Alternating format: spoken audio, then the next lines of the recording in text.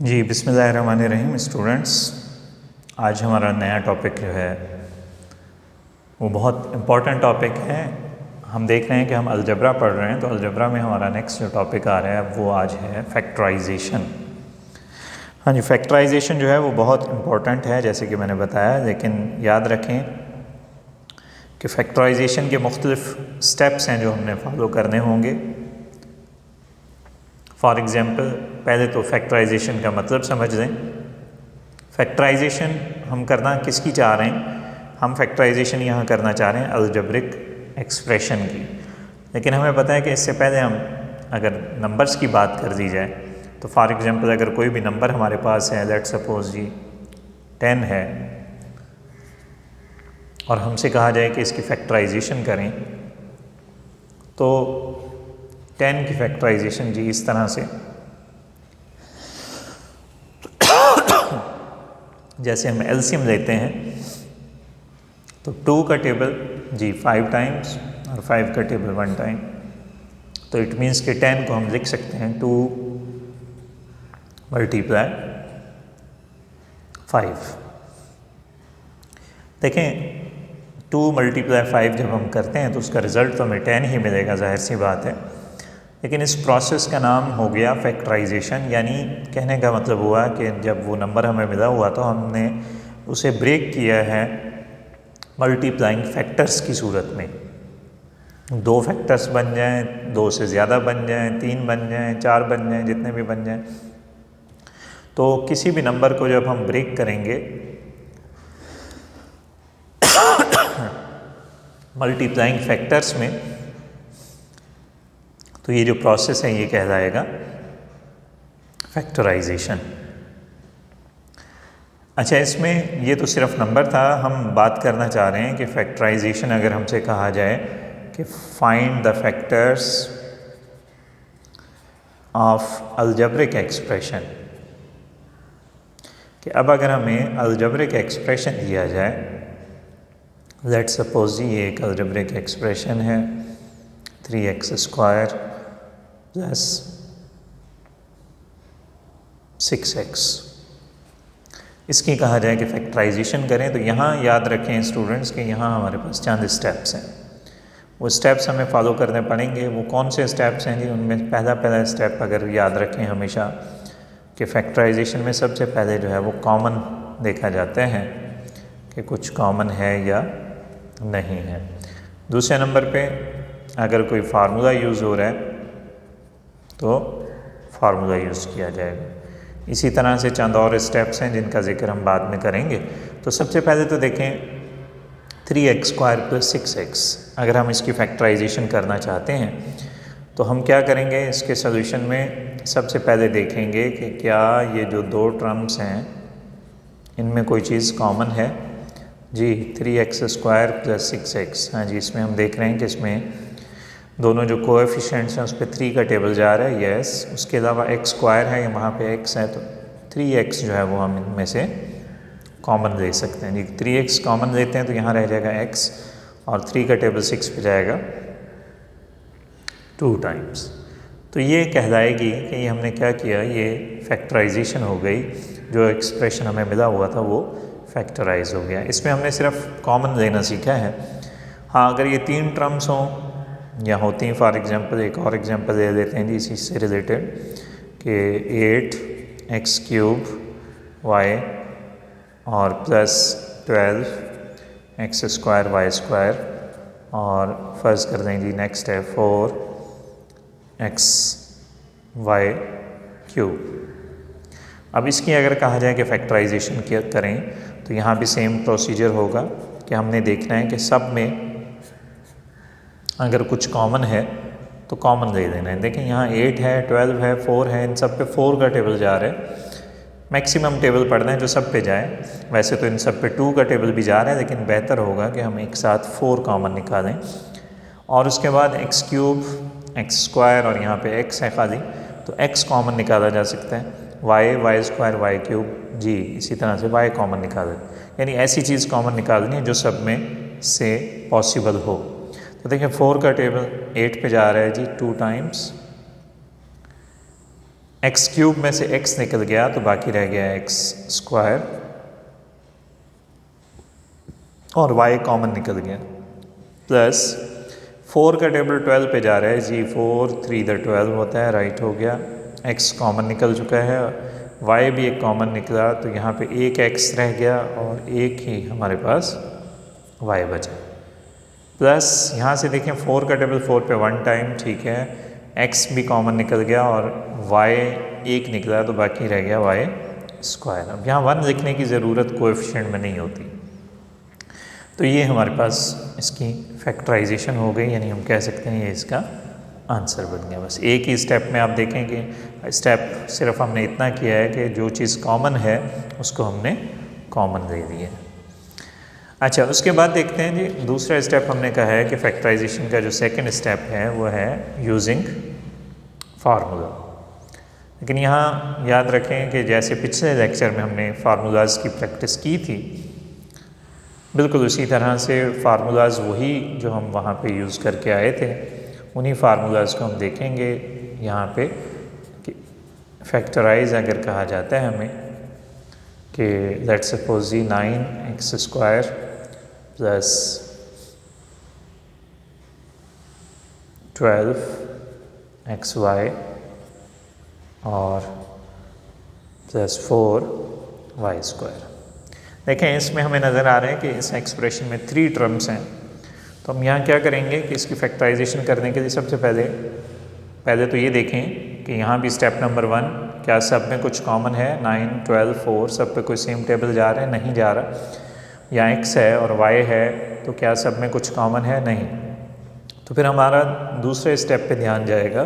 दूसरा स्टेप हमने कहा है यूजिंग फार्मूला। लेकिन यहाँ देखें, यहाँ जो फार्मूला हम लगाने लगे हैं, चूँकि यहाँ पे 3 टर्म्स हैं तो हमें माइंड में फार्मूला आएगा जो फर्स्ट फार्मूला हमने पढ़ा था। लेकिन देखें अब उस फार्मूले को रिवर्स उल्टा लिखेंगे, a square plus 2ab plus b square. मैंने बताया था कि इन फार्मूलाज़ के मुख्तलिफ यूज़ हैं, तो यहाँ आज हम देख रहे हैं कि यही फार्मूला हमें जो इससे पहले हमने सिंप्लीफिकेशन के लिए यूज़ किया था पिछले लेक्चर में, आज इसी फार्मूले को हम फैक्टराइजेशन पे अप्लाई कर रहे हैं। हाँ जी, फैक्टराइजेशन पे इस फार्मूले की एप्लीकेशन हम देख रहे हैं कि ये किस तरह से होगा। a plus b whole square है अगर, तो पहले तो ये देखें कि जो एक्सप्रेशन हमें मिला हुआ है क्या वो इस फॉर्म में है, जी नहीं। तो इसको पहले इस फॉर्म में लिखें, यानी a स्क्वायर प्लस 2ab, क्या हम इसको लिख सकते हैं इस फॉर्मेट में, जी। तो 9x स्क्वायर है, यस, इसको हम 3x का स्क्वायर लिख सकते हैं। उसके बाद जंप करें लास्ट टर्म पे, 4y स्क्वायर, हाँ जी, इसको हम लिख सकते हैं 2y स्क्वायर। तो इट मीन्स कि यहाँ a की जगह 3x है और b की जगह 2y है, तो ये हो जाएगा a की जगह 3x और b की जगह 2y। इनको अगर आप मल्टीप्लाई भी करके चेक करेंगे तो 2 3 the 4, 4 2 the 12, sorry 2 3 the 6 and 6 2 the 12xy, तो सेम वही रिज़ल्ट बनेगा जो ये मिडल टर्म में हमें नज़र आ रहा है। यानी एक्सप्रेशन वही है, सेम है, उस पर कोई फ़र्क नहीं पड़ा, लेकिन अब उसका फॉर्मेट फार्मूले की सूरत में आ गया। तो अब हम चाहें तो इसको लिख सकते हैं जी according to formula a plus b whole square, तो ये हो जाएगा 3x plus 2y whole square. तो ये इसका आंसर कहलाएगा। हाँ, अगर कोई चाहे इसको सेम होल स्क्वायर है तो इसको अगर आप चाहें तो अदर फॉर्म में इसको सेम ब्रैकेट को आप 2 बार भी यहाँ पे लिख सकते हैं, तो कहेंगे कि जी ये इसकी फैक्टराइजेशन हो गई। हाँ जी, सेम प्रोसेस है। फॉर एग्जांपल दूसरा एग्जांपल देख लें, एक और इससे रिलेटेड कि जिसमें हम फार्मूला यूज़ करेंगे। हाँ जी, सेकंड एग्जांपल इसी से रिलेटेड कि फ़र्ज़ कर दें सवाल हमें दिया गया है कि फैक्टराइज़ करें 9x square minus 16y square. तो देखें यहाँ पे टर्म सिर्फ 2 हैं, तो अब 2 टर्म्स के लिहाज से हमारे पास जो फार्मूला हमारे माइंड में आएगा वो फार्मूला नंबर 3 जो हमने पढ़ा था, यानी a square minus b square that is equal to, जी ये किसके बराबर होता है, ये होता है a minus b into a plus b के बराबर। लेकिन यहाँ भी वही बात कि पहले जो क्वेश्चन हमें मिला हुआ है उसको देखें क्या वो इस फॉर्मेट में है, नहीं है तो इसको इस फॉर्मेट में लाएँ। a square minus b square की सूरत में क्या हम इसे लिख सकते हैं, जी 9 को 3 का स्क्वायर लिख सकते हैं, 16 को 4 का स्क्वायर लिख सकते हैं। तो yes, now this is in the form of a square minus b square. इस फार्मूले को डिफरेंस ऑफ टू स्क्वायर्स का नाम भी दिया जाता है, डिफरेंस ऑफ टू स्क्वायर्स। तो अब इसको हम देख रहे हैं कि ये इस फॉर्मेट में है, हम इसका आंसर लिखेंगे जी 3x minus 4y into 3x plus 4y, यानी a minus b into a plus b की सूरत में ये हमने इसका आंसर दे दिया। तो ये इसकी फैक्टराइजेशन हो गई। तो देखें यहाँ तक अब हमने 2 स्टेप सीखे हैं कि अगर जो भी एक्सप्रेशन हमें फैक्टराइज करना है, पहले हम उसमें देखेंगे क्या कुछ कॉमन आ रहा है, तो अगर कॉमन आ रहा है तो कॉमन लेंगे, नहीं आ रहा है तो दूसरे नंबर पे फार्मूला यूज़ हो रहा है तो फार्मूला यूज़ करेंगे। हाँ जी, इसके बाद हम देखते हैं तीसरा स्टेप जी, जो पॉसिबल है उस सूरत में कि अगर ट्राइनॉमियल एक्सप्रेशन हो हमारे पास और हमसे कहा जाए कि इसको फैक्टराइज करें, लेकिन हम देखें कि उसकी जो तीनों टर्म्स हैं उनमें से ना तो कुछ कॉमन आ रहा है और ना ही उस पर फार्मूला अप्लाई हो रहा है, बल्कि हम देखेंगे कि अगर उन पे मिडल टर्म, फिर उनकी हम ब्रेक करेंगे। ठीक है जी, थर्ड स्टेप जो हम देखने लगे हैं फैक्टराइजेशन का, वो है ब्रेकिंग द मिडल टर्म।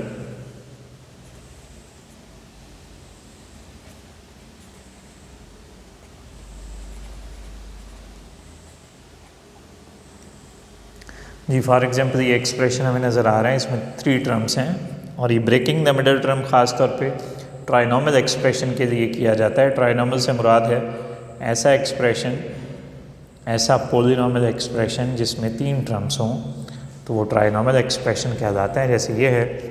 तो अब इसमें हमें करना ये है कि देखें, सबसे पहले तो कुछ कॉमन नहीं है सब में जी, उसके बाद फार्मूला भी इस पर अप्लाई नहीं हो सकता कि हम 4x स्क्वायर को तो चलें स्क्वायर फॉर्म में लिख सकते हैं, हम 2 को स्क्वायर नहीं लिख सकते किसी भी नंबर का। तो अब इस पे ये जो मिडल टर्म है हम सोचेंगे कि इसको ब्रेक किया जाए, लेकिन ब्रेक इस तरह से करेंगे कि इसको वापस, जैसे कि अब हमें नज़र आ रहा है 9x है मिडल टर्म, तो 2 हिस्सों में इसको ब्रेक करना है, लेकिन उन दोनों पार्ट्स को अगर प्लस करें तो 9x के बराबर बने, लेकिन मल्टीप्लाई करें तो वो आंसर बने जो फर्स्ट और लास्ट टर्म यानी 4x स्क्वायर और 2 को मल्टीप्लाई करने से बन रहा है। फॉर एग्जांपल हम साइड पे अगर मल्टीप्लाई करके देख भी दें तो इनको मल्टीप्लाई करने से बनता है 8x स्क्वायर जी। यहाँ 9x को फिर हम ब्रेक करने जा रहे हैं जी, 8x और प्लस x जी, राइट है। ये 8x और x हमने क्यों लिखा है, ताकि इसको ऐड करेंगे प्लस करेंगे तो 9x हो जाएगा, और अगर 8x को x से मल्टीप्लाई करेंगे तो रिज़ल्ट इसका भी बनेगा 8x स्क्वायर, जो कि उस रिज़ल्ट के बराबर बनेगा। जब ये दोनों रिज़ल्ट बराबर बने तो ही समझें कि हमने फैक्टराइज सही किया है। अब हमने क्या करना है जी, कॉमन लेना है, लेकिन यहाँ देखें 4 टर्म्स हो गई। अब एक साथ चारों में से कॉमन नहीं लेना, बल्कि पहले 2 में से अलग से और आखिरी में से अलग से। हाँ जी, इन 2 में क्या कॉमन आ सकता है जी, 4 का टेबल जा रहा है, राइट, x भी कॉमन है, तो ये हो जाएगा 4x कॉमन, बाकी बचेगा x प्लस 2। इसी तरह से इनमें 1 कॉमन, तो ये हो जाएगा x प्लस 2। अब हम देख रहे हैं कि ये ब्रैकेट और वो ब्रैकेट दोनों सेम है, इस ब्रैकेट को कॉमन ले दिया तो ये रह गया 4x प्लस 1। तो ये कहेंगे कि ये इसकी फैक्टराइजेशन। यहाँ इसमें आखिरी स्टेप में फिर देख लें हमने क्या किया कि ये ब्रैकेट और ये दोनों सेम बनी, और सेम बननी चाहिए। अगर सेम नहीं बन रही तो इसका मतलब है कि हम ऊपर जो ब्रेक किया वो सही ब्रेक नहीं किया हमने। तो जब सही ब्रेक करेंगे तो ही ये ब्रैकेट सेम बनेंगी, और आखिरी स्टेप में हमने इस ब्रैकेट को कॉमन लिया है और बाकी बच गया 4x प्लस 1। तो ये इसकी फैक्टराइजेशन हो गई। इसी तरह से फैक्टराइजेशन में मुख्तलिफ और स्टेप्स भी हैं। फॉर एग्ज़ाम्पल जी, अगर कहा जाए कि फैक्टराइजेशन में जी, फैक्टराइजेशन में बाज़ औक़ात क्वेश्चन को रीअरेंज करना पड़ जाता है कि जो क्वेश्चन हमें मिला हो। फॉर एग्ज़ाम्पल क्वेश्चन है factorize a square minus 2ab -1 and plus b square. Let's suppose कि हमें कहा जाता है कि इसकी फैक्टराइजेशन करें। हाँ जी, हम देख रहे हैं कि ये जो क्वेश्चन हमें नज़र आ रहे हैं इसमें 4 टर्म्स हैं, लेकिन चारों में एक साथ कुछ भी कॉमन नहीं नज़र आ रहा। हम क्या करेंगे, रीअरेंज करेंगे इस एक्सप्रेशन को, तो ये हो जाएगा a² - 2ab plus b square. देखिए रीअरेंज इस तरह से करना है ताकि उसका कोई बेनिफिट हो, कोई फ़ायदा हो। जी यहाँ क्या फ़ायदा हुआ है, यहाँ ये एक फार्मूला बन गया है a² - 2ab plus b square. जी किसके बराबर होता है, ये होता है a - b होल स्क्वायर, जबकि -1 को सेम लिख दिया। लेकिन देखें स्टूडेंट्स, यहाँ पे आप इसको स्टॉप नहीं करेंगे, यहाँ आप ये नहीं कहेंगे कि ये फैक्टराइजेशन हो गई, नहीं, फैक्टराइजेशन अभी मुकम्मल ये नहीं हुई। प्रोसेस तो हो रहा है लेकिन फैक्टराइजेशन पूरी नहीं हुई। क्यों? क्योंकि याद रखें फैक्टराइजेशन का मतलब होता है हमेशा 2 फैक्टर्स मल्टीप्लाई फॉर्म में आ जाएं, 2 या 2 से ज़्यादा जितने भी फैक्टर्स बने, लेकिन वो मल्टीप्लाई में होने चाहिए। यहाँ हमें दरमियान में माइनस नज़र आ रही है, तो ये इसकी फैक्टराइजेशन अभी मुकम्मल नहीं हुई। जी ये हो जाएगी a - b whole square minus, अब आगे हम देख रहे हैं कि इस 1 को हम चाहें तो 1 का स्क्वायर लिख सकते हैं। तो स्क्वायर लिखने से ये हुआ कि अब यहाँ पे फिर से वही फार्मूला बन गया a² - b स्क्वायर, जिसको हम कहते हैं डिफरेंस ऑफ 2 स्क्वायर्स, यानी a - b into a plus b। तो इस फार्मूले को अगर हम यहाँ पे यूज़ कर रहे हैं तो देखें इस फार्मूले की मदद से ये हो जाएगा जी a, इस सारे को a समझा जाएगा, यानी हो जाएगा a एंड माइनस b की जगह 1, अगेन a, और अब प्लस लिखेंगे जबकि b की जगह 1 लिखा जाएगा। तो ये इसकी कहलाएगी फैक्टराइजेशन। फैक्टराइजेशन जी मुख्तसर टॉपिक नहीं है, बहुत लंबा टॉपिक है और इसके बहुत सारे यूजेस हैं, फ़ायदे हैं इसके। ख़ास तौर पे अगर हम अलजबरा में पढ़ रहे हैं तो अलजबरा में स्क्वायर रूट लेना, अलजबरा में एलसीएम लेना, अलजबरा में सिंप्लीफिकेशन करना और इस तरह से इक्वेशंस को सॉल्व करना, इन सारी चीज़ों में फैक्टराइजेशन जो है वो यूज़ होती है। एक और एग्जांपल देख लेते हैं जी, छोटी सी एग्जांपल। फॉर एग्जांपल अब उसमें हमें कहा गया है कि फैक्टराइज करें